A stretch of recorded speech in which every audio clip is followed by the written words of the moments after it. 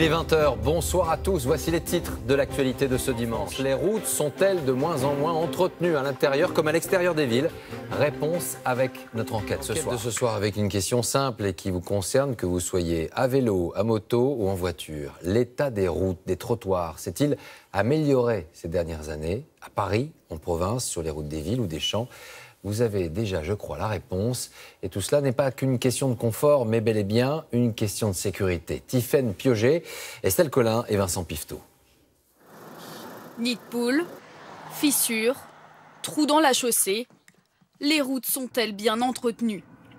À Paris, les usagers sont unanimes. C'est un cauchemar. Une catastrophe. Mais pourquoi? Il y a plein de trous. Il y a plein de trous dans la chaussée parisienne. En tant que motard, on n'arrête pas d'avoir des accidents parce que le revêtement, il est jamais fait. C'est pas entretenu, madame.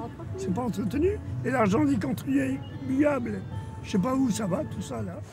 Nous sommes dans l'ouest de la capitale, à un croisement très fréquenté. On va aller repérer le nid de poule qu'on a identifié.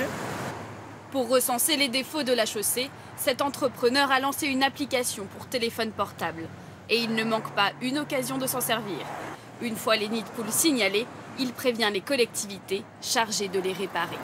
Les mairies ont besoin des utilisateurs et des citoyens pour pouvoir déclarer ces nids de poules et travailler avec les compagnies qui rebouchent les nids de poules. Des nids de poules en ville, mais aussi à la campagne. Élise et son mari en ont subi les conséquences. Ben voilà, le trou était là. Alors on est venu, bien sûr, on a garé notre voiture, on est venu voir tout de suite ce qui était arrivé. Et c'était un trou qui était ici. Pas de blessés au final, mais 300 € de réparation. Alors la jante était abîmée de là, mais nous on ne savait pas que de l'autre côté c'était abîmé aussi. Des deux côtés elle était abîmée. Alors du fait, il a fallu changer la jante, il a tout fallu changer. Le trou a été rebouché dès le lendemain, mais quelques mètres plus loin, d'autres trous. Et des enjoliveurs sur le bas-côté, preuve qu'il y a eu d'autres accidents. Pierre Chasseret est porte-parole d'une association d'automobilistes. Il confirme, les 950 000 km de routes françaises sont en piteux état.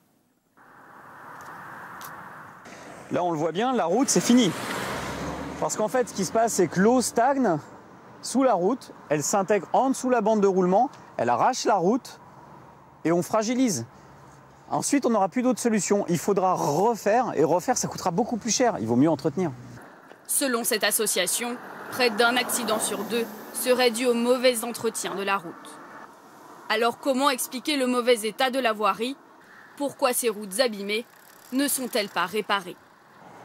Principale raison, le budget des départements, fortement en baisse. En 5 ans, l'enveloppe consacrée à l'entretien des routes a perdu 1 milliard d'euros.